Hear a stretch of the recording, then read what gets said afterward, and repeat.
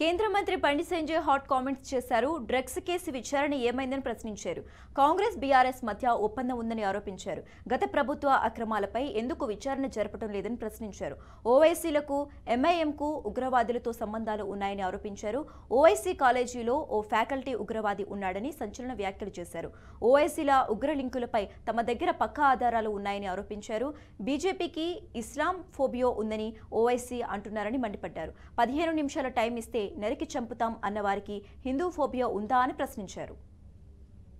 నీ కాలేజీలా Hizb ut Tahrir అనే ఒక సంస్థ ఉన్నది, ఉగ్రవాద సంస్థ. దీన్ని విదేశాల్లో బ్యాన్ చేసినాయి. దాని లీడర్ నిన్న కాలేజీలో దొరికిండు. నిన్న ఎక్కడ స్పీచ్ ఇచ్చిండో అదే కాలేజీలో ఫ్యాకల్టీ ఆయన. పోలీసులు ఎఫ్ఐఆర్ చేసి పట్టుకపోయినా లేదా? మధ్యప్రదేశ్ పోలీసులు కూడా వచ్చారు. నీ కాలేజీలో ఫ్యాకల్టీ ఒక సంస్థ నిర్వహిస్తూ సంస్థ హెడ్ గా ఉండి మీ కళాశాలకు సంబంధించిన విద్యార్థులను మాయ చేసి మోసం చేసి మభ్యపెట్టి ఆ సంస్థ వైపు అట్రాక్ట్ అయ్యే విధంగా చేస్తుంటే మరి ఏ ఫోబియా ఉంది నీకు? నీ కాలేజీలా హిజ్బుత్ తహరీర్ అనే ఒక సంస్థ ఉన్నది, ఉగ్రవాద సంస్థ. దీన్ని విదేశాల్లో బ్యాన్ చేసినాయి. దాని లీడర్ నిన్న కాలేజీలో దొరికిండు. నిన్న ఎక్కడ స్పీచ్ ఇచ్చిండో అదే కాలేజీలో ఫ్యాకల్టీ ఆయన. పోలీసులు ఎఫ్ఐఆర్ చేసి పట్టుకపోయినా లేదా? మధ్యప్రదేశ్ పోలీసులు కూడా వచ్చారు.